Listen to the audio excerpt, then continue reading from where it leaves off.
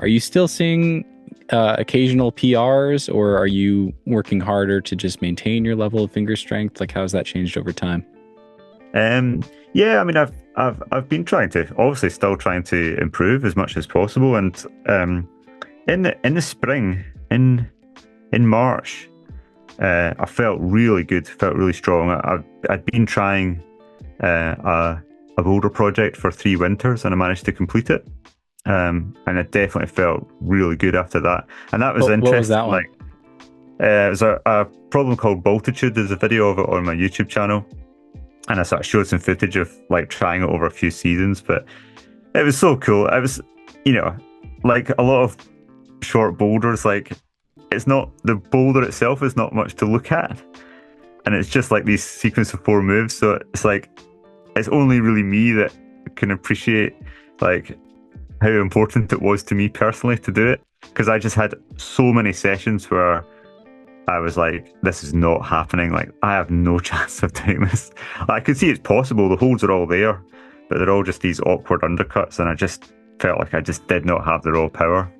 Um, so many interesting things about that process. One of them being the actual technical knack for the crux move I discovered on the session before I actually did the problem. I mean, I must have had, goodness knows how many tens of sessions I had on that climb, but you would think I'd have figured out every solution. But I was changing the foot sequence still, like, right through the process. And I'd also find that as time went by, there'd be subtle changes in my own strengths. Like, sometimes I would have slightly stronger fingers, but a weaker body. And Mm, sometimes I'd have a stronger body but weaker fingers. And how the moves felt, I actually had to change the foot sequence based on that. It was yeah. bizarre. And then there was like some methods for the crux that I could do initially. And then like the following season, I just couldn't touch it that way. Mm. But there'd be some other method that I'd tried before and couldn't do, and then all of a sudden I could do it. And it's really, really weird. Yeah. Um, but what led up to actually completing it was just a whole season of bouldering on my board that was quite steady. I didn't do much winter climbing, so it was quite consistent. Just bouldering and fingerboard, nothing special, just clocking in the training sessions. But then, about 3 weeks before I did the climb, I had a 2 week period of incredibly intense training where I was really worried that I'd totally overcooked it and I was going to get injured. And it started off with every year I run coaching sessions in my wall for 4 or 5 days. But there's usually I do like 3 days. I do a Friday, Saturday, Sunday, just one weekend a year over the local mountain festival.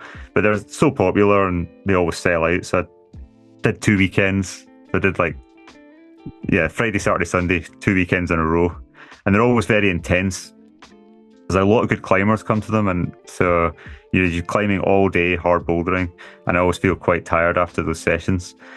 But then after the second weekend, I was straight into filming my technique course that's on the altitude platform, and that was really intense. That was like I did a load of setting for a week in my board, so I was like setting all these problems to demonstrate different techniques, and testing them all. Because the filming we were going to do was all squeezed into a few days. And then I had like 8 days in a row on the board climbing pretty much all day. Wow. And I was doing a lot of mid-grade boulder problems, but also a lot of the harder stuff on my board. And I was absolutely cooked after it. And then I had 4 days off, and I was like this with my fingers, like, oh no, what have I done? Like, I felt really tweaky. Then I had 4 days off. I had one day on the project, and I was like, "Oh yeah, I've got a wee bump in strength." And then I had one more day's rest, and then I did it. Wow. Yeah, it was great. So it was a lesson to me. It's like, it's a little bit high risk, but sometimes if you've got a consistent base to go from, just pushing the training a bit. Maybe if I did that for one more week, I would have ended up with an injury. Mm. I don't know. Who knows? But it was just enough that it worked out well to give me a little peak, and Mm. that got my project finished. It was great. Yeah, that's amazing. So your question originally was about hangboarding and strength, and am I still improving and things? So one other thing that happened this year was in the summer, I was down in Sheffield in England, and I went to the La Sportiva athlete meet, and we were just having fun at the climbing wall. And I don't know if you'll have come across Louis Parkinson. He's a great YouTube channel. And, he's been on the podcast. Yeah, well, he was making a video in the climbing wall, and he was wanting to do a little competition with all the La Sportiva athletes. So he invited us all to think about something that we were good at, that we could compete with him on. So I said, oh, well, 3-finger drag, dead hang.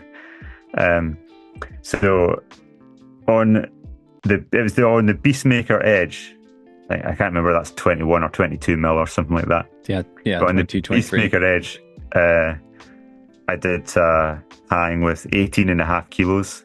Whoa! So that beats my record on my own hangboard, which is like a 21 mil edge. After that McDonald's experiment, in that video, I broke my PB for that, and it was 16.5 kilos. But it felt so. I only did it the once. I didn't even try it again because it just felt dangerous to hang on with that much weight. So I didn't really try it again. But yeah, so I sort of, it's slightly different, and it also, fingerboards in commercial climbing gyms are always easier than my own, because my own one is clean. But if you go to if I go to a Beastmaker in a commercial gym, they're always caked in chalk, and there's much better friction, and I can always do so much better. I always remember that once, I remember having an ankle surgery. 2 days after I came out of my surgery, I went to the climbing wall in Glasgow, because I had surgery in Glasgow, and then I stayed at my parents' house for a day, and then I went to the climbing wall and just for a fingerboard session, and I felt like you do after you've just come out of a surgery. I felt rotten, and I was really sore and groggy and not good. And then I went on this Beastmaker.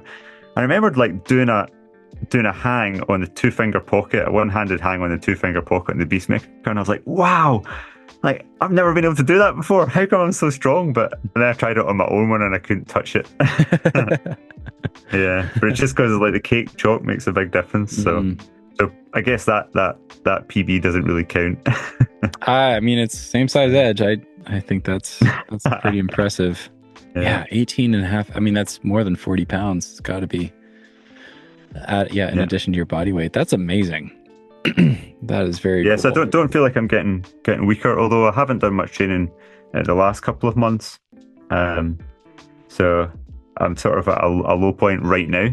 It's funny, to have a year where I felt amazing in the spring, and I actually had quite a good summer of sport climbing, and then in the autumn I've not been doing much. So yeah, pretty weak at the moment.